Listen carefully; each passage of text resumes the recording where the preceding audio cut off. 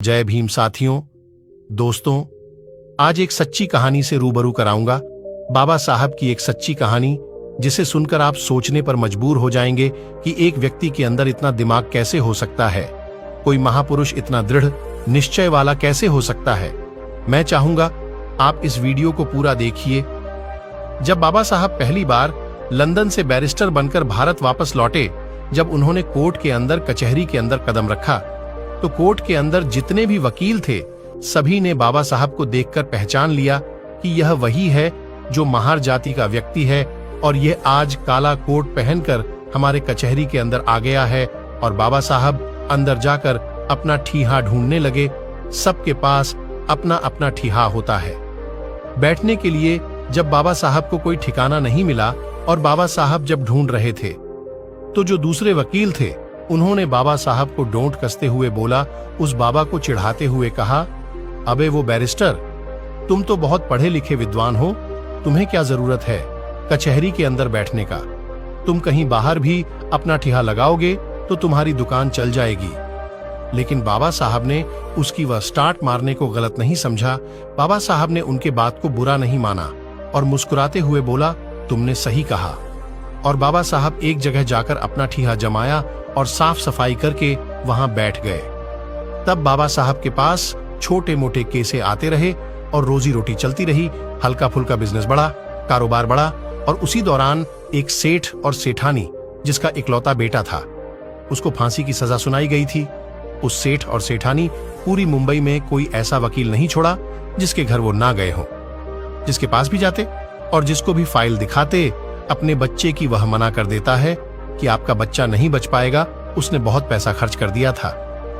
उस सेठ ने और सेठ वकील ढूंढता ढूंढता पूरी मुंबई को खंगालता हुआ उसी कचहरी के अंदर पहुंचा जिसके बाहर बाबा साहब बैठे थे। दलितों के मसीहा भीमराव अंबेडकर बैठे हुए थे। और जब उस कचहरी के अंदर उस सेठ ने अपने बच्चे की फाइल दिखाई, अपने इकलौते बेटे की फाइल को दिखाई, तो किसी भी वकील ने उसकी फाइल नहीं ली। सभी ने इनकार कर दिया और कहा, इसका कुछ नहीं हो सकता, तुम्हारे बच्चे को कोई नहीं बचा सकता।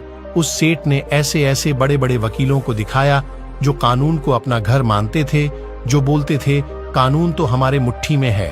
ऐसे ऐसे वकीलों को फाइल दिखाएं, लेकिन सबने फाइल देखकर इनकार कर दिया। और उस कचहरी के अंदर जो भी वकील बैठे थे, उसने फिर से टोन कसते हुए बोला, अरे सेठ, तुम्हारा केस वह लड़ेगा जो बाहर बैठा हुआ है।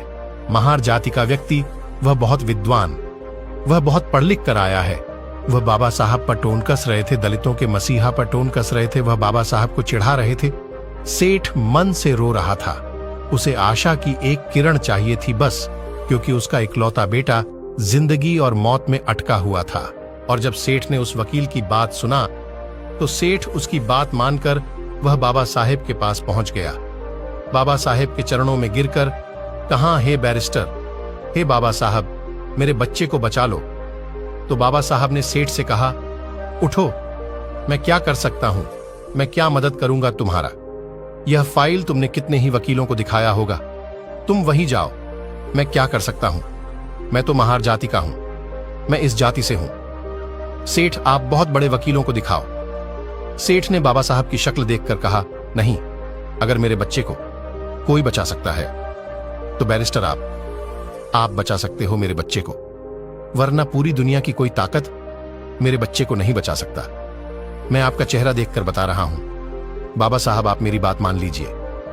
मैं तो एक बाप, मैं इस पीड़ा को सहन कर लूंगा, लेकिन जो उसकी मां है, जब उसे पता लगेगा कि उसका बच्चा नहीं रहा, तो वह भी उसके गम में मर जाएगी। मेरे घर से 2 अर्थियां उठेंगी बाबा साहब, 2 अर्थियां उठेंगी। मेरा इकलौता पुत्र है, मेरा इतना बड़ा कारोबार, इतना बड़ा बिजनेस है, कौन संभालेगा? क्या करूंगा मैं इसका?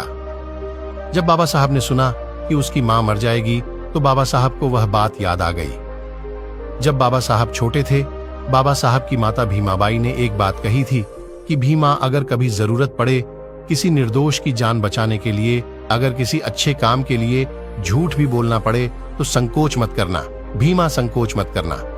और बाबा साहब ने फाइल देखी और फाइल देखकर बोला, सेठ, ये बताओ, इससे पहले ये फाइल किसी और वकील को तो नहीं दिखाई?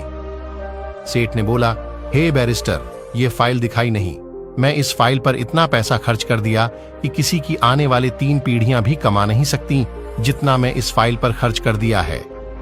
बस आप मेरे बच्चे को बचा लीजिए। वह हाथ जोड़कर गिड़गिड़ा रहा था। बाबा साहब के चरणों में गिर रहा था। बाबा साहब के सामने हाथ जोड़कर खड़ा था। बाबा साहब ने उसकी पीड़ा देखकर कहा, जाओ सेठ, मैं तुम्हारे बच्चे का केस लड़ूंगा, जाओ। और जब बाबा साहब माने केस लड़ने के लिए तो वह सेठ बहुत खुश हुआ। उसने बोला, मुझे यकीन है बाबा साहब, मेरा बच्चा अब बच जाएगा। जिंदगी और मौत में बस 10 दिन का फासला था। फांसी को बस 10 दिन बचे थे। कचहरी लगी, अदालत लगा, कोर्ट लगा।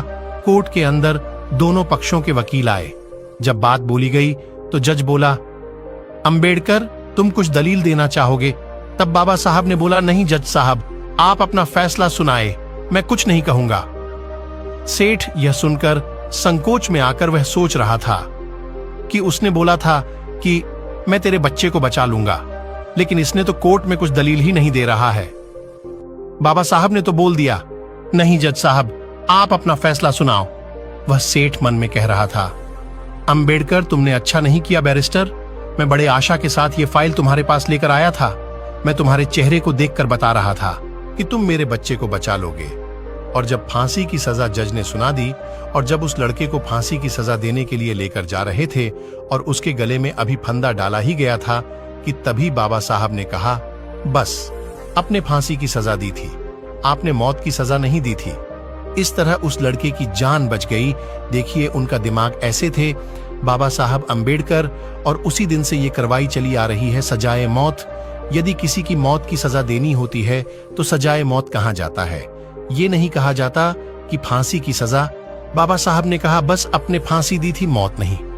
और ये दिमाग देखकर सभी बड़े बड़े वकील जो बाबा साहब पर टोन कसते थे, जो उन्हें नीच बताते थे, महार जाति के बताते थे, वो लोग चुप हो गए।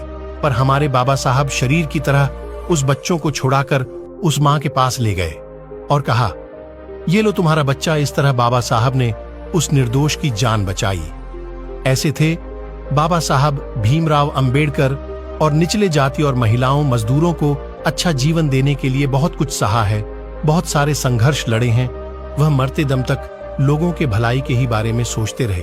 दोस्तों, आज की वीडियो में बस इतना ही। इस चैनल पर सिर्फ बाबा साहेब के जीवन से जुड़ी सभी छोटी बड़ी जानकारी लेकर आता रहता हूं।